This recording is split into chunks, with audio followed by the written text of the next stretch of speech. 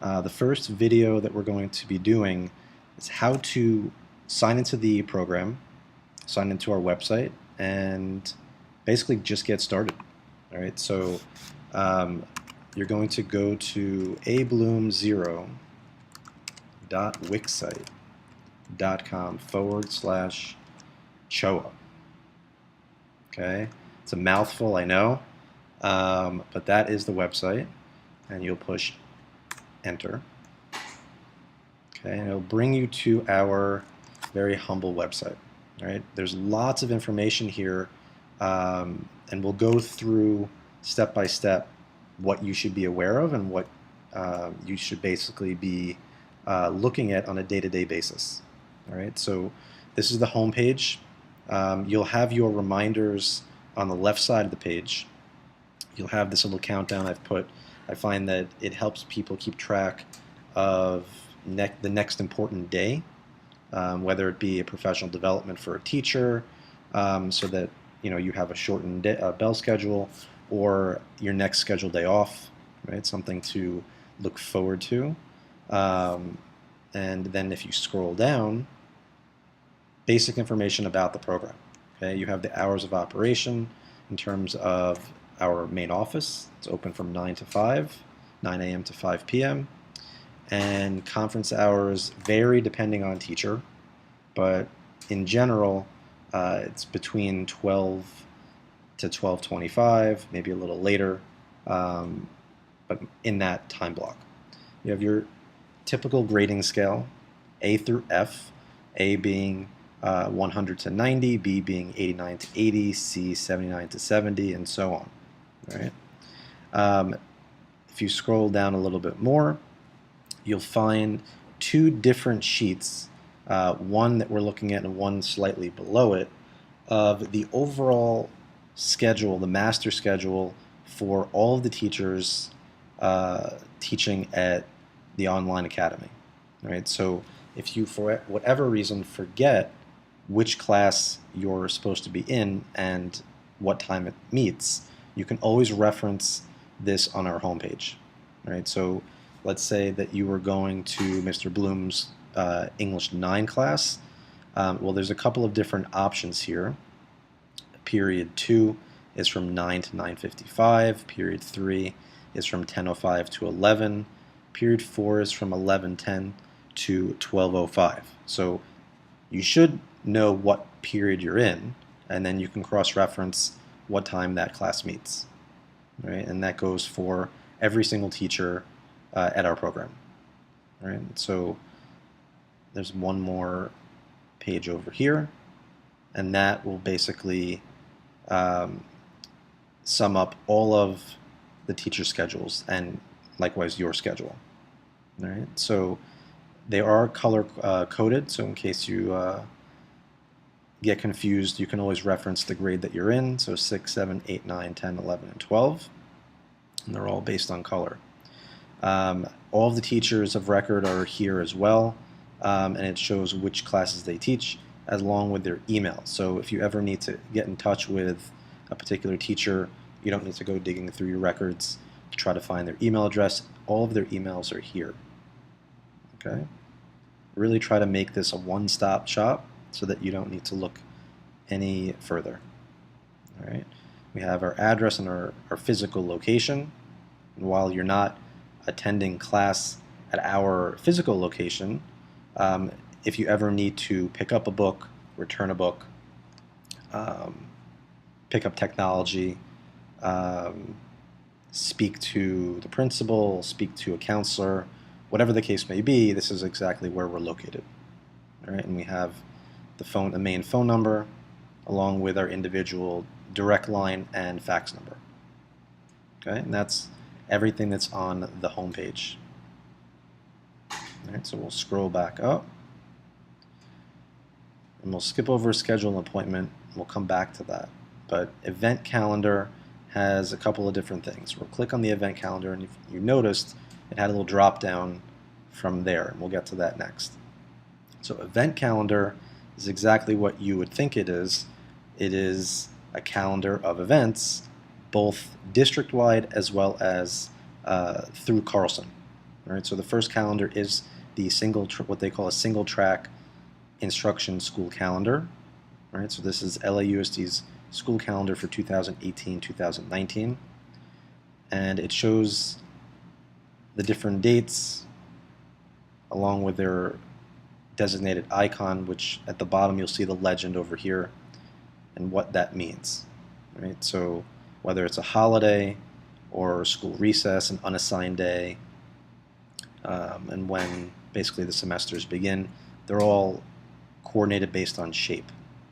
All right? And if you didn't want to go digging through legends and coordinating shapes, you can just simply go to the box over here, and they basically spell it out for us. Right? So they'll show the date and whatever it coordinates with. So you don't need to go digging through the calendar itself. All right, so the next day that we're dealing with right now, right, would be Labor Day. The next date, the important date, would be on September 3rd. Right, and you can reference this because this is a legal holiday. It'll coordinate with this shaded rectangle over here.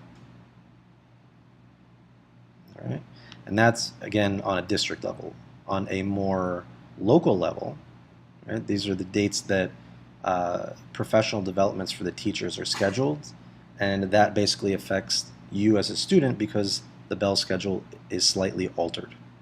Right? And so whenever there is a scheduled professional development for the teachers, your teacher on that day, or perhaps a day or two beforehand, will give you a heads up and will let you know that there is an upcoming professional development and the bell schedule will be adjusted.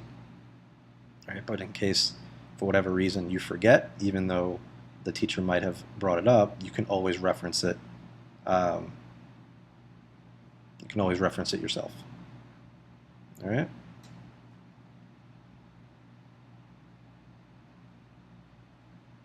All right.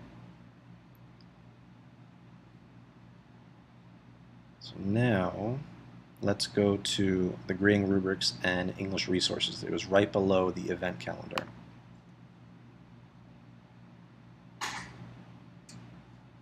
All right. So has a nice little quote. The only person you should try to be better than is the person you were yesterday.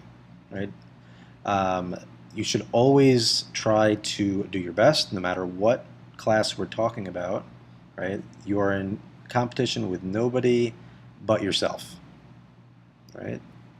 And in order to help you be the best that you can, I have presented basically the rubrics below so that you can keep track of where your work stacks up, right? So you can always keep track of how you're doing within an assignment, and even in order to prepare for a particular assignment. So you can just click on each individual photo. This is for the expository writing assignments, right? And it'll show basically what is expected within each category. We obviously want to strive for the most points possible, and so you would go all the way to the right. The right column is going to show the score 4 points, accomplished writing performance. Right? This one is 4, this one is 3, 2, and 1. Right? Accomplished, satisfactory, basic, very limited.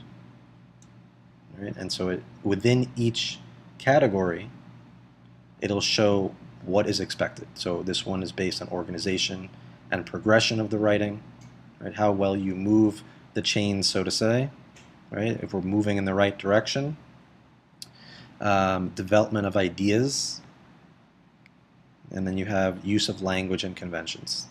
Altogether, it will form a beautiful essay, right? And so each box is going to break down in detail what is expected.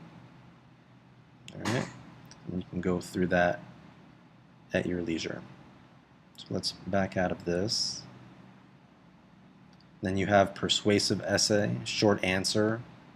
You have your participation rubric.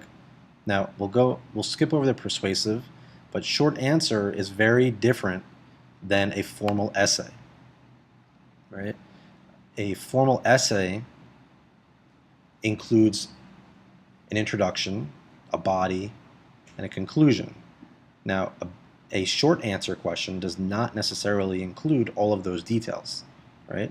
But it does include all of the categories that you see here, right? A short answer response could be as simple as one sentence. It could be as simple as a paragraph. It really depends on the prompt, right? And so, again, in order to achieve the most points possible, we're always going to direct our attention to the right-hand side. So level 4 and overall points earned will show you what you need to include in your particular response. Right? One-word answers to a short answer question will not achieve a level 4. All right. All right, so let's back out of this. And participation rubric. All right, so this one is a basic rubric based on how you are behaving in class, and participation counts for no more than 10% of your grade as per LAUSD standards. And you can take a look at basically the categories that we have here: equipment, communication, ethics, and time. Right? So are you coming prepared? Do you have the necessary materials to be successful? Are you communicating effectively? Are you listening, following directions? Are you self-advocating? Right? Are you speaking up when there's an issue? Right? You have a question. Are you sitting there quietly, or are you mentioning it to the teacher? Are you demonstrating examples of peer teaching? Right? Are you helping out your fellow students in case maybe perhaps you have the answer and they're not understanding the directions or they're not understanding the content? And then are you active in discussions? Are you the kind of student that just kind of sits there and lets other people take control, or are you actively involved in the discussion? And then you have, of course, time. So are you coming to class on time? Are you coming to class late? Are you missing class completely? Right? Do you get your assignments in on time? Are you routinely late? There's a variety of different categories here when it comes to time. And then ethics, right? Are you discriminatory? Are you respecting people? How are your manners in class? Are you respecting people's time when they're speaking? Are you interrupting them? What kind of language are you using, right? When you first enroll in this class, or in this program rather, you have to sign off on a digital ethics survey, right? You promise to act and abide by those ethics, right? So how are you treating the technology that you may have been given? How are you treating others within this digital domain, right? All of these things play a role in your participation grade. All right, and so that's it for the rubrics. There's a whole section under writing resources, which I will address, but I won't get into. The writing resources basically provide you with exactly what it says, resources, right? How to write an essay, right? If you're citing examples, you need to cite it according to how your teacher wants it, either through MLA style, APA, Chicago. It depends on what the teacher is asking for, right? So you can get a lot of writing advice through this particular website. Okay. About us, it's pretty straightforward. It's going to basically outline who the key staff members are: the principal, the assistant principal, the counselor, the school nurse, and then the targeted student population advisor.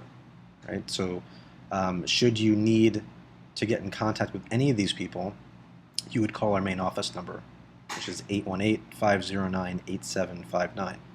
Right? So anytime that you need to have a change in schedule, anything schedule based, Pamela Lubitz, the counselor, would be the person to talk to.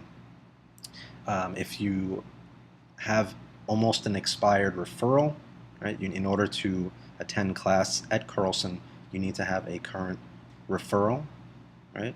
You would get in touch with the school nurse in order to make the proper accommodations.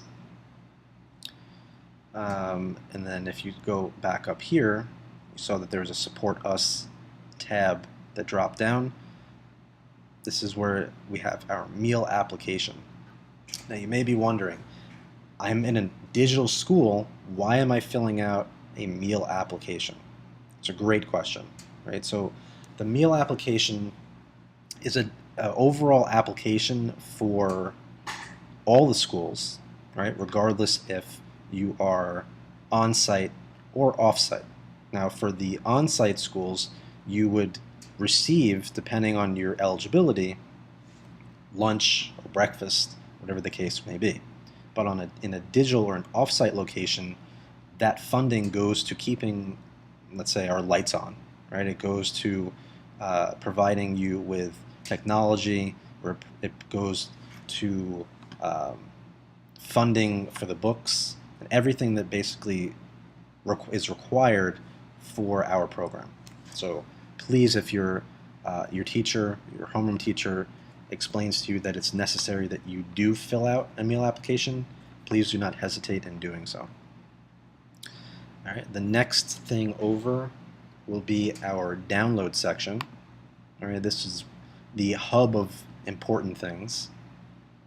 As just discussed earlier, you do need a current referral to attend and continue to attend Carlson Home Hospital School. So lots of students come through our doors for many different reasons, right? Whether it be a medical referral, a psych referral, a non-medical referral, all of these different referrals are here for you to download, print out, get filled out, and then submit back to us, right? And it can be either faxed, emailed, or just regular snail mail, right? But it's very important that you are aware of your medical referral date and when it expires, right? We try our best to give you routine reminders about when to get those referrals in, those new referrals back into us, should you feel that you need to continue service with us, right? And then you have the LAUSD acceptable use policy, the parent assurance letter, the enrollment packet. All right, so the parent assurance letter and the enrollment packet we'll go over right now. So the parent assurance letter basically explains to us whether or not you are going to be continuing with our school or not. Now, this is not something that is filled out when you first enroll, rather when you leave us, right? So we want to keep good records and make sure that you are continuing your education, right? And so should that day come where you leave Carlson, right, you're going to let us know whether or not you're going to be enrolling back at your resident school, so the school that you have come from to us, or there's another reason why you are leaving Carlson. All right, so you might be moving to another city within California, might be enrolling in a private non-public school, might be moving to another state, another country. But either way, we need to have that documented, and we need a parent or guardian signature along with their information and then sent back to us. That's what the parent assurance letter does. All right, so the next one is the enrollment packet, which if you're attending, then you should definitely have already filled this out. If not, you need to do that in order to receive services through Carlson. Now, the enrollment packet is just like any other enrollment packet that you would fill out if you went to any school within LAUSD, right? So there's a couple of ways to deal with this. We can either mail it to you directly, or you can simply just print it out, fill it out, and then, like I said, for the same as the referral, you can email it, fax it, or mail it back to us. All right, but this needs to be on file for every student that we enroll. All right, so this would be filled out in its entirety, and there are about 9 pages when it comes to this enrollment packet. All right. Right now, as it stands, we're still using Blackboard. It's called Blackboard Collaborate. These are all the how-to videos on how to deal with and launch and download Blackboard. Okay, so you can watch these should you need assistance. We are in the process of changing over the program. So as soon as that change takes place, I will revise this video in order to accommodate that. All right, and should at any point in your downloads a pop-up say that you need to download the latest Java update, I've attached a little link over here and you can download the Java update right from here. So look no further. All right. By far, I would say the most important aspect of this website would be the Attend a Class section. Now, when you hover over this particular section, you'll have a drop-down of all the different teachers here, right? And so you as a diligent student will need to keep track of who and what class you need to attend. All right, so let's go to this one. So if you're going to Mr. Bloom's class, there are 3 classes listed here, and each teacher has the ability to basically provide additional content on their individual page. And in this case, you can have this one has a countdown to the end of the school year that needs to be updated, and then you have basically a how-to. Right? Each individual function of what Blackboard is doing is outlined for the student. Right? So that's a nice little feature. So if you ever get confused, you can just reference the little number that's here, and it'll tell you exactly what it does. All right? But here we go. If I want to attend a class,